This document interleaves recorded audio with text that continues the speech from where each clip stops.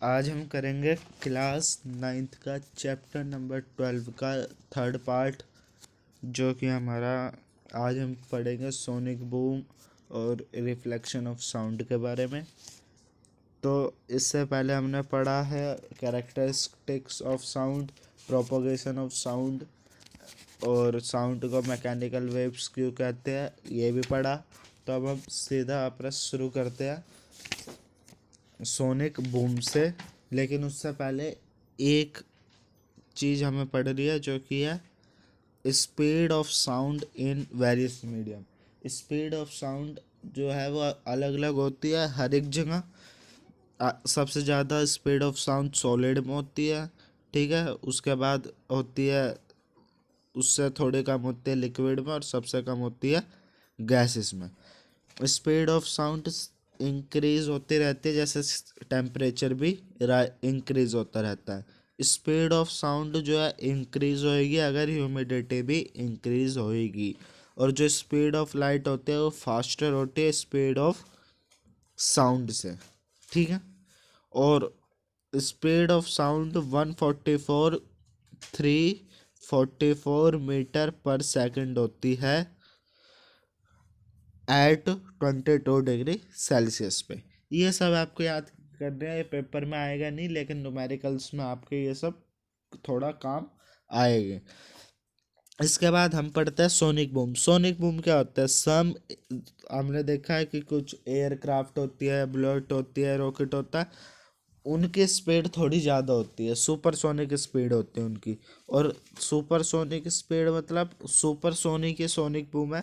जब स्पीड ज़्यादा होती है, तो जब किसी भी ऑब्जेक्ट की स्पीड जो है वो ज़्यादा होती है स्पीड ऑफ साउंड से, साउंड की जो स्पीड होती है ना 344 मीटर पर सेकंड स्क्वायर, इससे अगर ज़्यादा स्पीड होती है किसी भी ऑब्जेक्ट की, तो वो एक्सट्रीम लाउड साउंड वेव्स जो है वो प्रोड्यूस करता है इन एयर, ठीक है।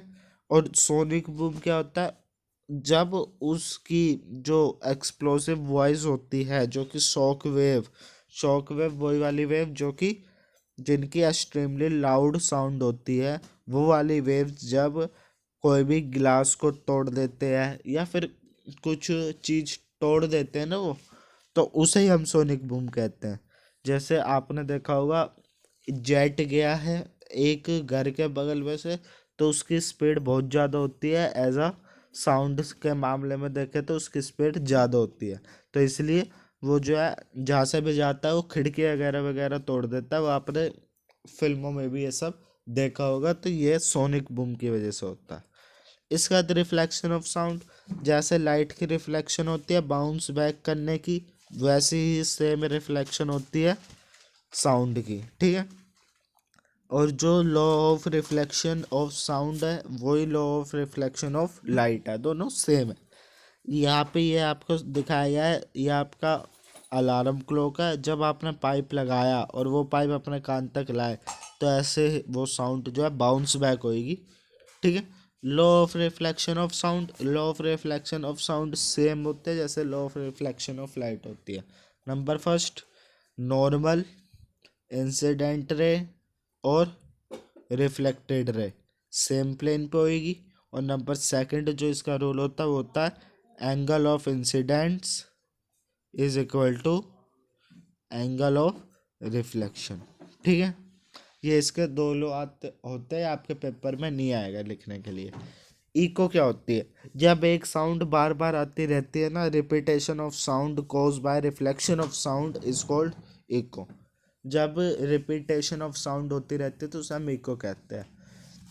और ओरिजिनल इको कब होती है? जब 0.1 सेकंड का गैप हो, हमने बोला हो, फिर 0.1 सेकंड बाद उसके ओरिजिनल जो साउंड से 0.1 सेकंड बाद जो इको आती है, रिफ्लेक्टेड साउंड आती है, अगर वो आ रही है तो ये होती है ओरिजिनल इको, ठीक है। इको जो है असली वही वाली इको मानी जाती है। इको जो है वो प्रोड्यूस होती है सबसे ज़्यादा हार्ड सरफेस से। हार्ड सरफेस से जो इको प्रोड्यूस हो रही है, लेकिन उसे जो है एब्जॉर्व किया जा रहा हो थोड़े क्या बोलते हैं, सॉफ्ट सरफेस से, तो इको आपकी प्रोड्यूस होगी जब वो किसी हार्ड ऑब्जेक्ट से प्रोड्यूस हो और उसके बाद जो है सॉफ्ट ऑब्जेक्ट उसे जो है एब्जॉर्व करे। और इको का हम डिस्टेंस निकालते हैं कि मिनिमम डिस्टेंस क्या होनी चाहिए इको को सुनने के लिए। आपने पता है speed is equal to distance upon में टाइम। तो स्पीड हमें पता है टू ये 344 मीटर पर सेकंड 22 डिग्री सेल्सियस पर रहती है। और टाइम 0.1 सेकंड होना चाहिए इको के लिए, हमने ये अभी पढ़ा है यहाँ पर, ये रहा। ठीक है, तो 344 जो है आपका ये हो गया, टाइम होगा आपका 0.1 सेकंड। 344 हो गई आपकी स्पीड। और डिस्टेंस हमें निकालना है, तो distance is equal to 344 into में 0.1, तो आपका आ गया 34.4 मीटर। लेकिन आपने एक चीज़ यहाँ पे देखी होगी कि साउंड जो है एक डिस्टेंस से ट्रैवल करेगी। मैं आपको बताता हूँ यहाँ पर,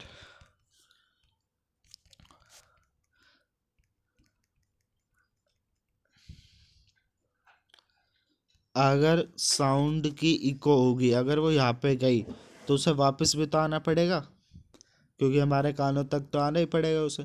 तो हमारा आंसर जो आया वो आया है 34.4 मीटर। लेकिन जो मिनिमम डिस्टेंस चाहिए वो है 7.2, मतलब 34.4 का हाफ। वो इसलिए क्योंकि वो 2 बार ट्रैवल करेगी जो भी हमारी साउंड होगी, इसलिए। रिवर्बरेशन क्या होती है? रिवर्बरेशन जो है एक, जब किसी भी बड़े हॉल में रिफ्लेक्शन हो रही होती है, या फिर कह सकते हैं कि बहुत सारी नॉइस घूम रही होती है, या आप हॉल में गए होगे तो कभी कभार आपने देखा होगा कि पिक्चर थोड़ी आगे चल रही है, साउंड बाद में आ रही है, तो वो सब रिवर्बरेशन होती है। अगर ये ज़्यादा देर तक रहती है तो ये ब्लड ब्लड हो जाती है, डिस्टॉर्ड और कंफ्यूजिंग साउंड आने लगती है। वो हमने देखा है हॉल में भी, अगर आप पिक्चर देखने गए होंगे या आप कई फ़ोन वगैरह पे भी देख रहे होगे, तो उसमें क्या होता है, पिक्चर थोड़ी आगे चल रही होती है, साउंड पीछे आ रही होती है, तो वो सब रिवर्बरेशन है। अब हम रिवर्बरेशन को कम कैसे कर सकते हैं बिग हॉल में या ऑडिटोरियम में? सबसे पहले या उसके सीलिंग पे हम जो है फाइबर बोर्ड लगा दें, हैवी कर्टेन्स पुट कर दे उसके डोर्स विंडो पे, कारपेट लगा दे फ्लोर्स पे, या फिर हम जो है गुड साउंड एब्जॉर्बिंग मटेरियल जो होता है, सबसे ज़्यादा साउंड एब्जॉर्ब करता है आपका थर्माकोल, अगर हम उसे लगा देते हैं तो उससे जो है रिवर्बरेशन कम हो जाएगी बिग हॉल एंड ऑडिटोरियम में। इसके बाद आता है application of reflection of sound. बहुत सारे एप्लीकेशन है, आपने मेगाफोन देखा होगा, माइक में जो बोलते हैं, आपने लाउड स्पीकर देखा होगा, शहनाई बजती हुई देखी होगी, ये सब एग्जाम्पल है आपके रिफ्लेक्शन ऑफ साउंड के। इससे क्या होता है, जो भी इंस्ट्रूमेंट ये होते हैं इनके फनल के ट्यूब में से साउंड रिफ्लेक्ट करके ऑडियंस की तरफ जाती है। All this instrument have a funnel tube which reflect sound waves and repeatedly go towards audience. Audience की तरफ जाती है, या किसी की भी तरफ आप वो कर रहे हो तो उसकी तरफ जाती है। और अगर आप इसका एम्पलीट्यूड हाई करोगे तो लाउडनेस ऑफ अ साउंड भी हाई हो जाएगी, हमने पार्ट सेकंड में देखा था। इसके बाद इसका एक यूज़ है सेटोस्कोप में, जो कि डॉक्टर्स के पास होता है। ये हार्ट बीट नापने के काम आता है ये हमारा। ठीक है, इससे मल्टीपल रिफ्लेक्शन होती है, जिससे जो है हमारा डॉक्टर जो होता है वो हमारी जो ये हार्ट बीट नाप पाता है। इसके बाद है द सीलिंग ऑफ अ, आपने अगर आप हॉल में गए होंगे तो आपकी हॉल की जो बिल्डिंग है वो ऐसे कर्व बनाई जाती है। वो कर्व इसलिए बनाई जाती है कि यहाँ से आवाज़ निकले और सीधा ऑडियंस के पास जाए। ठीक है, तो यही है the ceiling of a contract hole are made curve so that sound after reflection from ceiling reach all the part of the hole। ठीक है, इसके अभी हमारा यहाँ पे थर्ड जो पार्ट था साउंड चैप्टर का वो ख़त्म हो चुका है। इसके बाद चैप्टर जो आपका एपिसोड 4 होगा उसमें हम देखेंगे range of hearing, application of ultrasound और ईयर के बारे में और सोनार। ये 4 चीज़ आपकी बची हुई है, 4 चीज़ आपकी लेक्चर 4 में कंप्लीट हो जाएगी और उसके बाद आपका जो चैप्टर है साउंड वो भी कंप्लीट हो जाएगा। आशा करता हूँ आपको वीडियो हमारी अच्छी लगी होगी। हमारे चैनल को लाइक करें, शेयर करें, सब्सक्राइब करें।